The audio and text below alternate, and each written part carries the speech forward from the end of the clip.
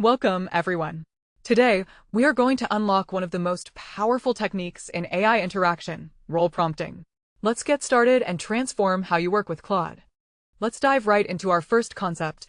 What exactly is role prompting? Looking at our first bullet, role prompting is simply the act of assigning a specific persona or profession to Claude before you give it a task. Why do we do this? Well, as the second bullet points out, without a role, Claude tries to be a helpful generalist. That's great for everyday questions, but it often leads to generic, middle-of-the-road answers when you need specialized expertise. Moving to our third point, large language models operate on pattern recognition. When you tell Claude you are a senior React developer, you are instantly narrowing its vast training data down to focus purely on advanced front-end programming patterns, specific vocabulary, and developer best practices. Finally, the core benefit here is precision. You stop getting generic advice and start getting targeted, expert-level outputs tailored exactly to your current use case. Let's look at this flowchart to visualize the difference. On the top path, you see what happens with a generic prompt. It goes into the General Assistant version of Claude, resulting in a broad, generic output. It's safe, but not specialized. Now, look at the bottom path. When we use a role prompt, we inject a specialized context. This transforms the AI into persona, Claude highlighted here in pink, which acts as a domain expert. This specialized cognitive framing directly leads to our final node, targeted expert output. It's a simple mental model, but it represents a profound shift in how the AI processes your request. Now that we know the why, let's talk about the how and when. As you can see in the first bullet, setting a persona is incredibly straightforward. You simply start your interaction with a declarative statement like, act as an experienced business consultant, or, you are a creative copywriter. So, when should you use this? As our second point highlights, you should use role prompting anytime your task requires deep domain expertise, a specific tone of voice, or a specialized way of thinking. Looking at the third bullet, you aren't limited to just job titles. You can combine traits. Telling Claude you are a cynical cybersecurity expert who explains concepts to 5-year-olds gives you a highly entertaining and educational output that a generic prompt could never achieve. Lastly, remember that a persona isn't a magic wand on its own. It works best when you pair that role with clear context and constraints about the specific task you want accomplished. In this tree diagram, we break down the core components of a highly effective role prompt. At the top, we have our main concept, which branches into 3 crucial elements: identity, tone, and audience. On the left, identity sets the job title like an expert coder or marketing guru.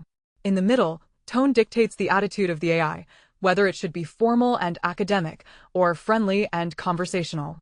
On the right, audience definition tells the persona who they are talking to. Are they explaining a concept to a beginner, or conducting a peer-to-peer review with another expert? Combining these 3 nodes creates a robust, highly effective persona. Moving on to slide 3, let's talk about setting up boundaries. Anyone can say act like a lawyer, but a senior prompt engineer goes further. Our first bullet is critical. Define the identity by stating what the AI is and what it is not. If you say, you are customer support, not sales, you establish an immediate operational boundary. Looking at bullet 2, setting this scope prevents the AI from wandering off topic or hallucinating outside its domain.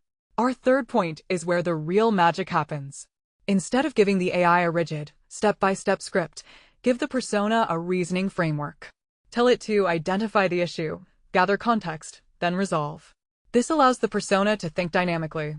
Finally, as the fourth bullet mentions, empower your persona with heuristics or rule-of-thumb principles. Telling it always prefer the simplest, most readable code is much better than trying to hard-code every single programming rule. This flowchart maps out the cognitive boundaries of a well-defined persona. We start at the top by defining the identity.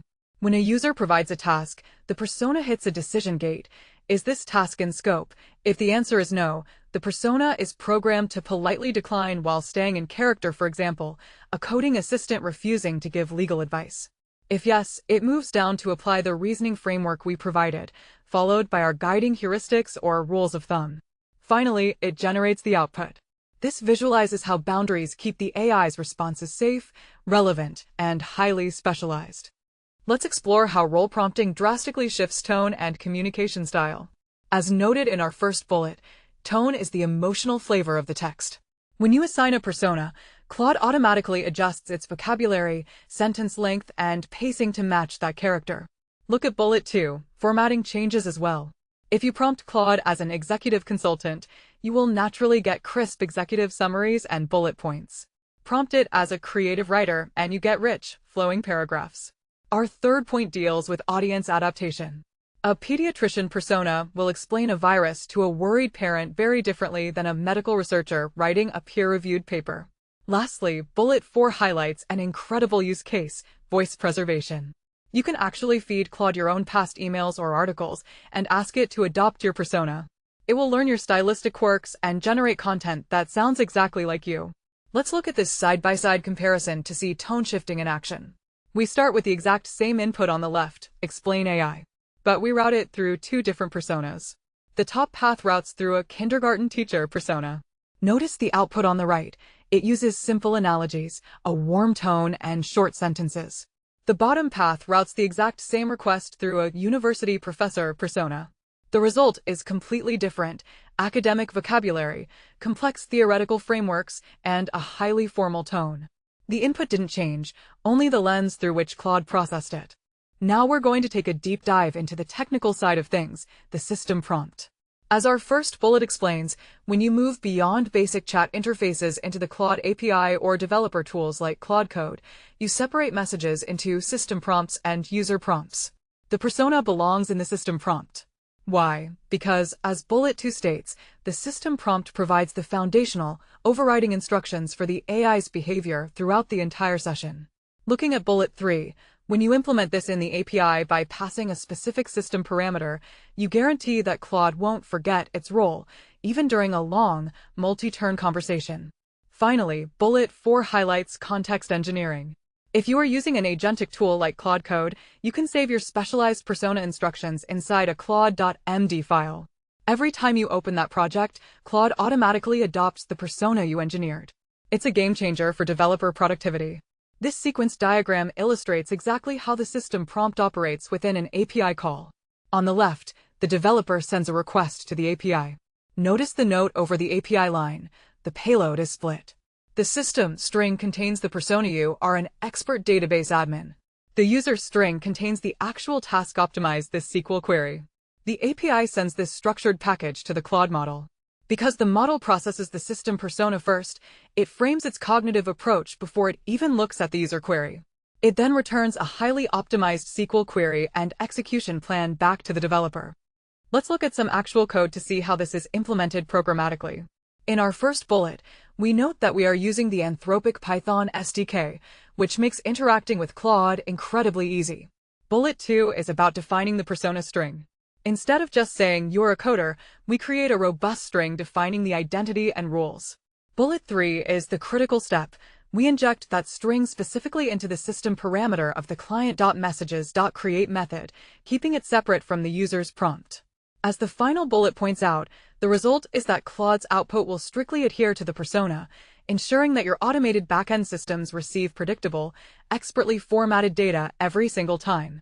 In this class diagram, we break down the structure of an API request object to show where the persona lives. The main class, API request, contains standard properties like the model name, max tokens, and the list of user messages. Crucially, it contains the system prompt property. Below that, we see the system prompt class, annotated as the persona definition. It encapsulates the identity, tone, and rules we've discussed. The solid diamond line shows a composition relationship, meaning the persona is an integral, foundational part of the API request itself. It is baked into the architecture. Let's apply everything we've learned to a highly impactful real-world use case: multi-agent teams. Imagine, as bullet 1 states, a software team that wants to automate and improve their code reviews. Instead of asking one generic AI to review this code, they use role prompting. As bullet 2 explains, they spin up 3 separate Claude instances, assigning each a hyper-specific system prompt. One is a security auditor, one a performance guru, and one a UI/UX expert. Looking at bullet 3, when a developer submits a pull request, that code is sent to all 3 personas in parallel. The outcome, detailed in bullet 4, is phenomenal. The team doesn't get a generic summary. They get a rigorous security audit, specific latency optimizations, and detailed accessibility checks. By role prompting, you've essentially synthesized an entire senior engineering team out of a single AI model. This flowchart perfectly illustrates our multi-agent use case. At the top, we have our new code pull request. The workflow splits into 3 parallel paths, sending the exact same code to 3 distinct Claude personas: the security auditor, the performance guru, and the UI/UX expert. Because their system prompts are completely different, they generate highly specialized outputs. The security auditor outputs a vulnerability report. The performance guru outputs latency optimizations. The UI/UX expert outputs accessibility feedback. Finally, all 3 specialized reports converge at the bottom for the lead developer to review. It is a masterpiece of context engineering. Alright team, let's wrap up with some crucial best practices. Looking at our first point, iterate and refine. Your first role prompt might not be perfect. Review the outputs and tweak your persona instructions until the tone and expertise are dialed in. Second, avoid conflicting constraints. You can't ask the AI to be a highly formal legal scholar and simultaneously ask it to use lots of emojis and slang. It confuses the model. Third, aim for the Goldilocks zone. Give the persona enough background and rules to be an expert, but don't write a 10-page script that suffocates its ability to reason dynamically. Finally, role prompting is the gateway to true AI mastery. You are no longer just chatting with an AI. You are directing an intelligent system. To truly master these skills and ace your professional goals, I highly invite you to like this video, subscribe to our channel, and visit quicktechie.com. At QuickTechie, we offer premium certification prep, including massive Q&A banks, full ebooks, audiobooks, full-length training, and exclusive interview guides. Head over to quicktechie.com now and take your career to the next level. Thanks for watching. In our final diagram, we look at the persona iteration loop. We start on the left by drafting the persona. Then we test it with a prompt. We hit an evaluation gate. If the output is too generic, we loop up to add specificity and test again. If the output is too rigid or confused, we loop down to remove constraints and test again. Once the output is perfect, we move to deploy the persona. And of course, once you've mastered that, your final step is to visit quicktechie.com to continue your journey to mastery. Keep iterating, keep learning, and I'll see you in the next training.